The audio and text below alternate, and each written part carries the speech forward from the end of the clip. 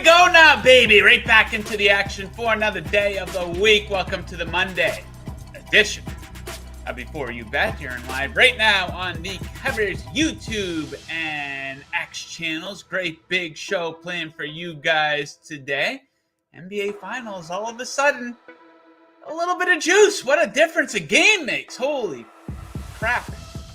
Jon Metler and I are going to recap what we saw in Game 4 of the series and, of course, look ahead to Game 5 here tonight with the Mavs trying to extend things in Boston and, of course, a handful of picks for Major League Baseball. If you're watching the show, if you want to participate in the show, it is very easy to do so. Hit up the live chat on YouTube and on X. Let us know what some of your best bets are for the NBA game tonight and in Major League Baseball as well. Okay, let's bring in our guy, the Magic Ass Man, the pride of Ontario, Canada, the entire province, Jon Metler. Jon, how are you?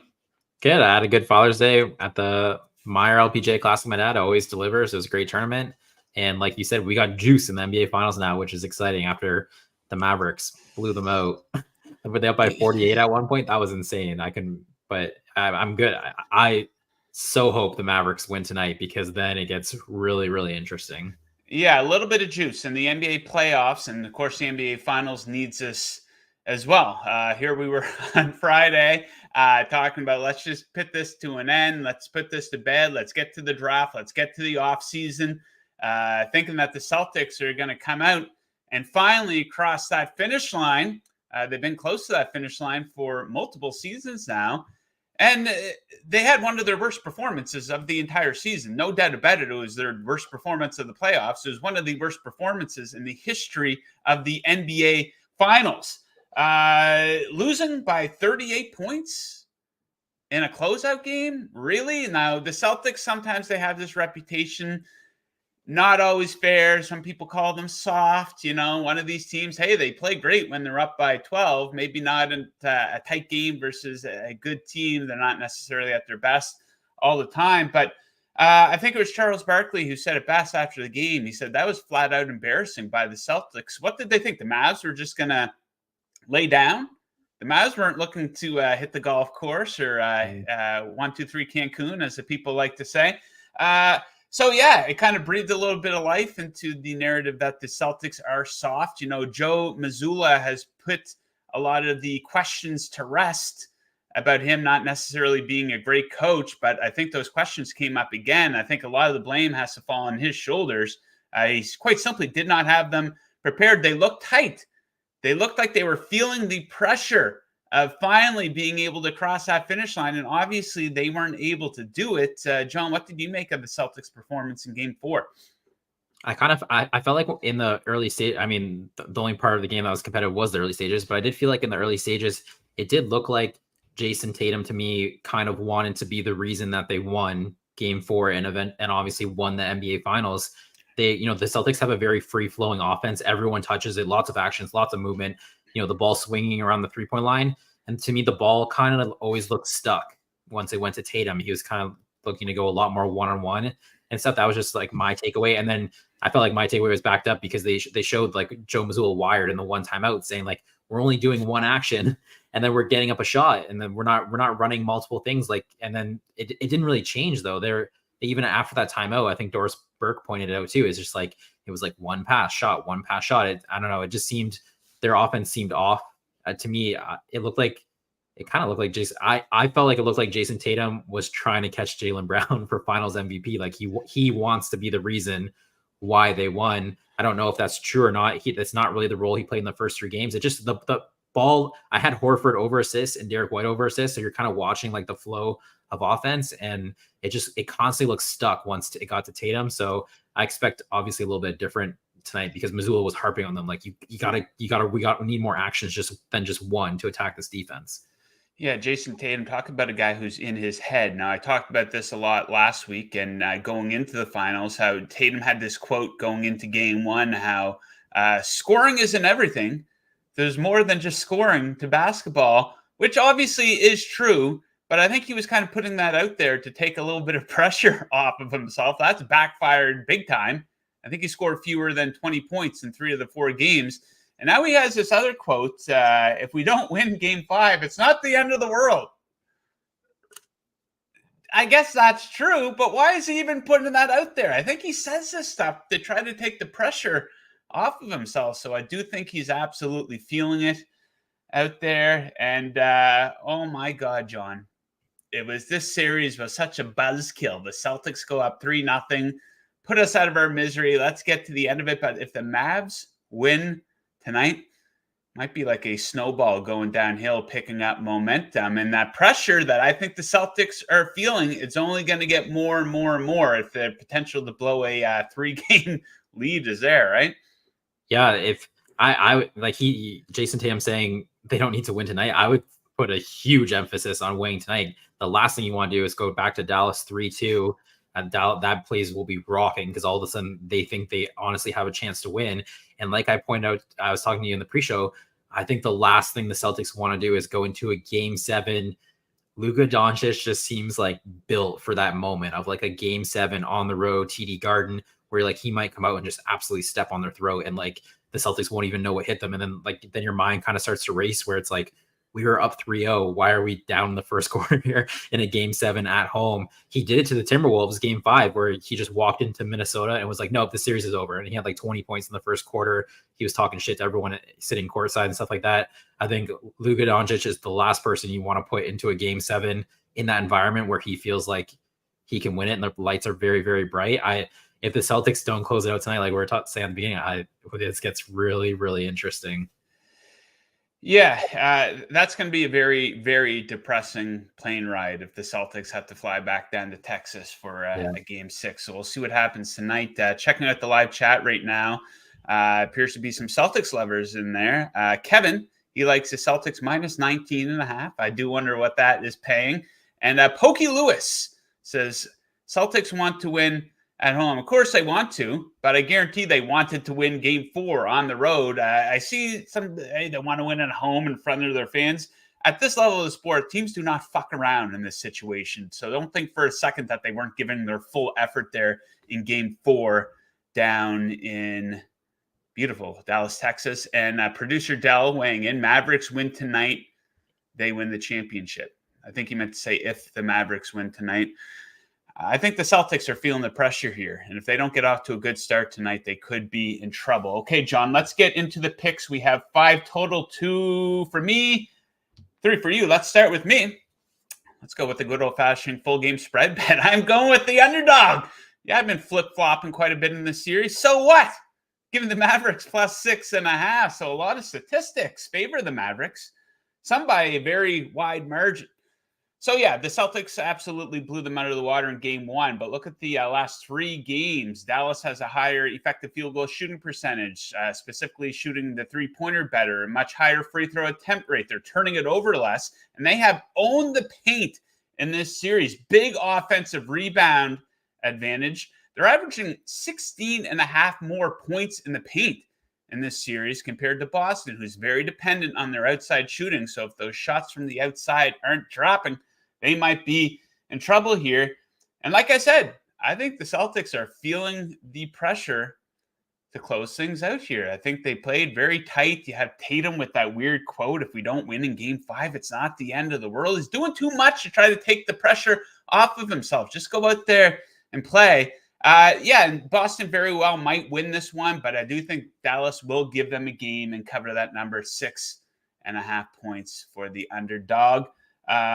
Okay, John, PJ Washington, what do you like for him? Yeah, I'm going PJ Washington over 11.5 points, minus 125. So you look at, I played this in game 2. It was 11.5. I think a pretty similar juice. Then he scored 17. It jumped to 14.5.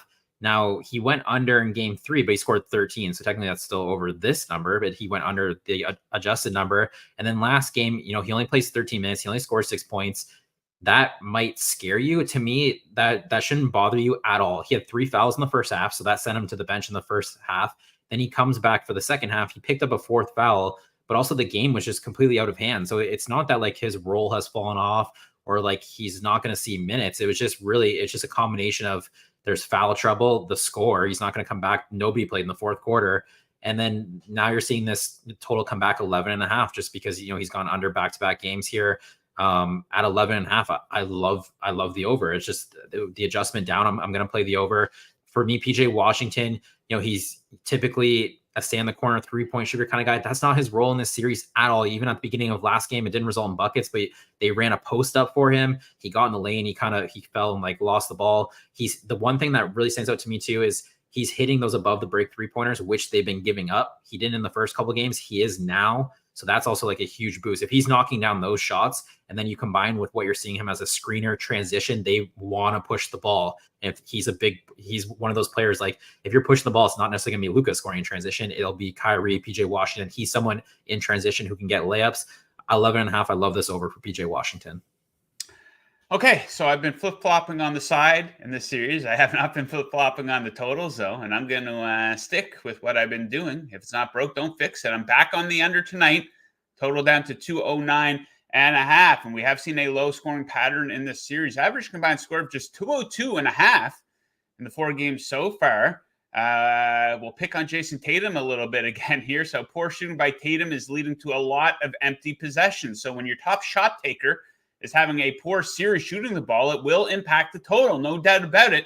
Field goal percentage of just 36.5 in this series. That's worse than the previous 3 series so far in the playoffs here. You got to pinpoint the 3-point shooting, 29% from downtown here for Tatum. And I still do think the Dallas Mavericks have some question marks despite winning 1 game. You don't want to go too crazy off that big game they had last time out. So my question for them is, will Dallas be let down by their bench and Kyrie once again, specifically on the road? So games 1 and 2 in Boston, obviously, Kyrie had 12 and 16 points. Bench scoring was basically non-existent. So yeah, we'll see who shows up and who doesn't. But I think we're in for another low-scoring affair, something that will hover around the 200-point mark. 2 more for John here. Derek White, what do you like for him? So I'm going back to this one. I did this in last game. It didn't hit. Derek White over 4.5 assists, plus 145 now. We grabbed it plus 140. It's only 5 cents better. This isn't the milestones at Bet365. It's an alternate total. You're mostly seeing a 3.5, minus 160 for Derek White. But with the projection we have, your higher expected value is going after this alternate total.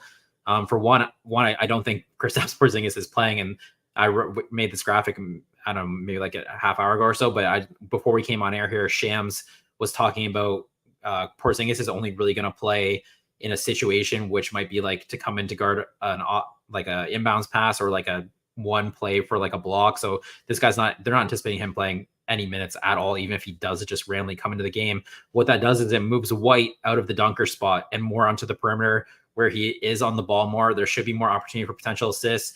The one thing I do the Mavericks, they closed that 3-point gap in last game, which is a big reason of why they won. They need to continue to close the 3-point shooting on the Celtics. It's really their only way they can win. White leads the whole NBA Finals in threes made. He's someone you have to run off the line. They can't just letting him. You have to close out aggressively too on, because you've seen he hits some crazy 3-point shots all the time. And if they're making an effort to run at him and get him off the 3-point line to close that 3-point gap, he's someone he'll get in the lane. He'll put the ball on the floor, and he's a very willing passer once he gets in the lane. He is someone who kind of will just weave his way through, and he's kind of looking for potential assists. I just think this hasn't really this assist prop for Derek White has looked terrible the entire series. But with Porzingis not playing the shift in the role and how the Mavericks should kind of try to guard, I think you're getting a really, really good price here. And it's a very different prop from a basketball side of things that in game 5 here than it was in game 1 when the series started, because he was hanging on the dunker spot and he can't really get assists at the dunker spot. Okay, last but not least, bringing home for us, Dante Exum. What do you like for him? We're going a little random here. So we're going Dante Exum over half assist. So we just need 1 minus 125. When you look at this entire series, I think Jason Kidd has been trying to figure out who can bring up the ball, who can push Luka Doncic and Kyrie Irving off the ball. You remember even game 1, Luka Doncic was trying to bring up the ball. Jaylen Brown was harassing him. He picked his pocket a couple times. You just don't want Luka Doncic working that hard for offense and defense because they're targeting him so much. And I think Jason Kidd, now that we're into game 5, I think he has a lot more clarity on who that player is. We didn't really know Jaden Hardy, Tim Hardaway Jr., kind of going through all these names. I think it's Dante Exum. And you look at Exum too, he's also someone who shot the ball really well on those above the break 3-pointers. We talk about a lot because that's just what the Celtics are giving up. they're choking off the 3-point, the corner threes, but they're willing to give them up, higher on the wing there. And Exum shot it well. He shot it well last game. He knocked some threes. One was called back because his foot was out of bounds, but he hit 2 other threes. He is also someone, the Mavericks, there was a big, you could see there's a very big effort on pushing the ball and increasing pace. There was a couple of times Luka Doncic was even showing his speed dribble. It was hilarious. He was obviously they were yelling at him, let's go faster, faster, faster. And Dante Exum is someone who can push the pace on the ball. He's someone who can play on the ball. So I just think this is being priced like he's not really going to play. It's a really low number for Dante Exum. If he gets the minutes, I think he might. I think you have a really, really good edge here. There's also kind of the side, if the Celtics do blow them out, someone put in the chat there, minus 19.5, and this gets away from him, he could also play in garbage time. So I think he's going to get minutes in a close game, but there's also that side of it too. So there's a little bit of a protection there on this bet as well. Yeah, he had a nice dunk there in game 4. Yeah. Okay, so this might be the lock of the series, fading the live viewer poll here. And I'm seeing here producer Mick sharing with me 75% of live viewers think the Celtics win tonight. And he says, congrats to the Mavs, because I think you'd be 4-0 if you faded the results of that poll here. Checking in on the live chat, Nick Newport Jr. I recognize that name. Good luck with the plays tonight. And a female viewer, Teresa O'Brien, dropping in some emojis there for us. Some very enjoyable stuff. If you guys are watching live right now, but to rip through Major League Baseball, if there's any plays you like on the diamond, drop them in that chat. Man, what a rough weekend it was for the LA Dodgers. Both Mookie Betts and Yamamoto are going to be out for probably, I don't know, at least a couple of weeks here. So probably their best hitter so far this season. Probably their best pitcher, too. So that is not good for LA. Okay, here we go. David CK07. So we went 3-1 in the MLB picks on Friday's show. So going to try to replicate that. Maybe do a little bit better here. 4 picks on the diamond, couple pitcher props, and a full game money line. Let's get right into the action here. Let's start in Philadelphia, where Christopher Sanchez is on the mound. Going to go under 2.5 earned runs for him against the Padres. So he's been lights out at home. Fantastic at home this season, where he has a 1.95 ERA, a 1.64 whip. And most importantly, he's 6-0 against this number. So he's gone under 2.5 earned runs in all 6 of his starts at home. He's also been fantastic at bouncing back after a bad start. He wasn't good last time out. He allowed 4 earned runs in 4 innings of work in Boston. However, the previous 3 starts this season, where he allowed 3 earned runs or more, he followed them up, pitching fairly deeply into the game, allowing 2 earned runs or less all 3 times. And he's taking on a San Diego team that is simply average, probably worse than average versus left-handed pitching, and in the bottom half of the league versus lefties in OPS over the course of the season and the last 30 days, if you're looking at something a little bit more recent. Okay, let's go to Chicago, where we have the same bet for both starters here. Jordan Hicks. Let's start with him here. Right-handed pitcher, under 2.5 earned runs. Chicago, the Cubbies, really slumping versus right-handed pitching. A 509 OPS over the last week. That's last in baseball. Open the sample size up to 30 days. 26 in OPS versus righties. He is 5-1 against this number on the road. 11-3 overall.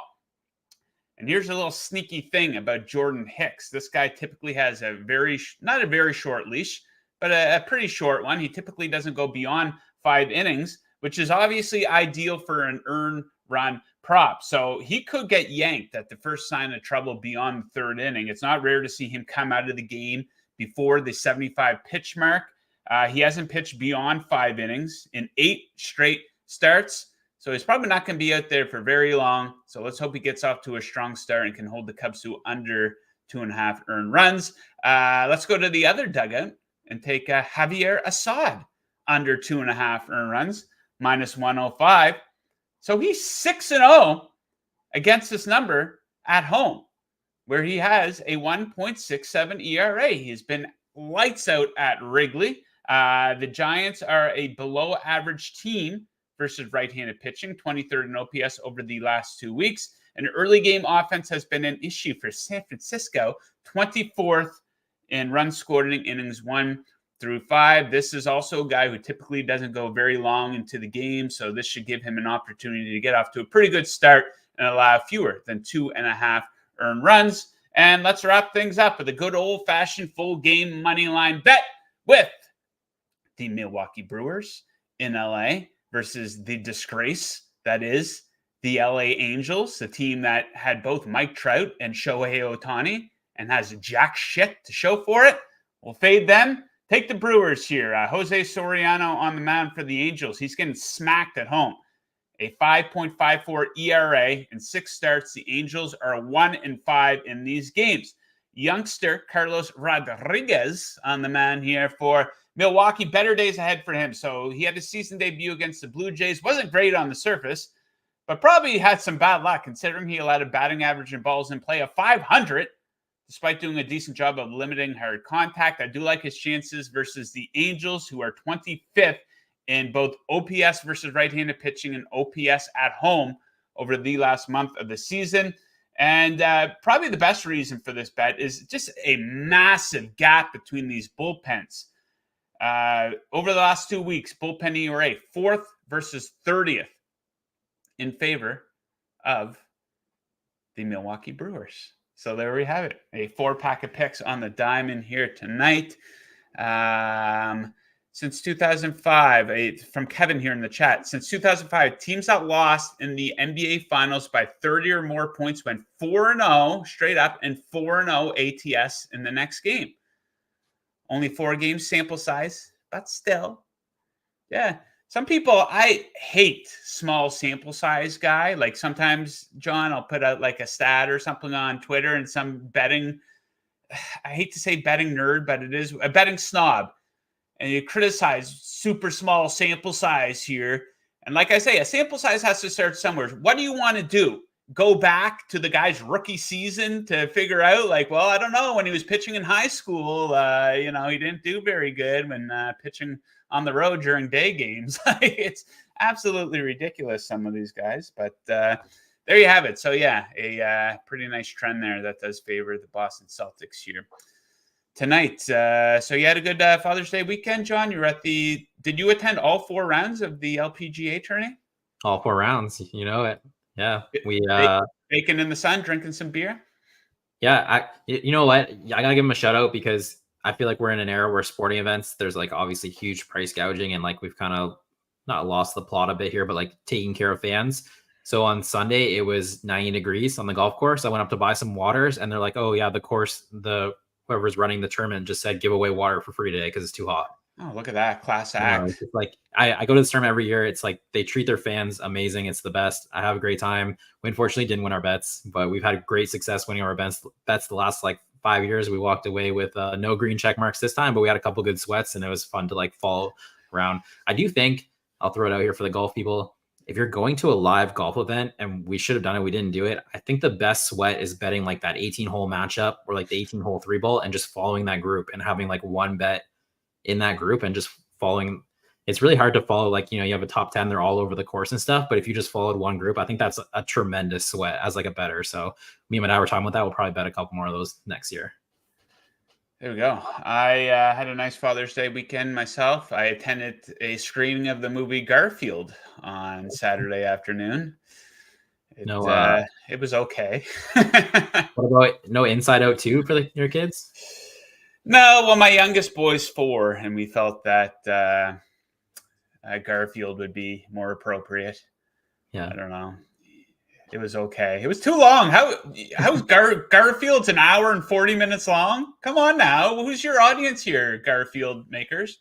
Yeah, it was okay. It was a rainy day, so got out and had some popcorn and went to a movie. The kids had fun, so it was a good time. But we were back hard at work here looking to have a profitable week on the hardwood and on the diamond. So we're going to be right back with you guys on Wednesday from a different location. We have a company-wide retreat, but we're not taking any time off of the show. John, tell the people where else they can find your work this week. You can find, the covers picks page, putting picks for NBA, probably Dinger Tuesday. We'll have to see. I can't place bets when I'm in Nova Scotia because all my accounts get ghosted, but maybe I'll put some in there for Dinger Tuesday, or I'll get them up before I even fly out tomorrow morning. So that covers pick page. You can find me on X at Jon Metler. And Thursday, we will have a release show, 10:30 a.m. with Adam Scherher from EV Analytics, if there is a game 6. So that's to be determined. Lastly, do you have any bets for the covers slow pitch game tomorrow night? I'll take Jingles over strikeouts and Mookie over home runs. Those are from last year. I'm going to be looking to draw a couple walks out there. Walks. So, oh yeah, absolutely. No need to show off. And, you don't want to hit the ball too hard and injure another player out there. You know what I mean? No, because I played slow pitch with my friends and there was very few home runs. And then last year I played in the cover slow pitch game. There's a lot of guys who can go yard you'd be surprised in our company. There was like 4, 5, 6 guys easily were clearing the fence.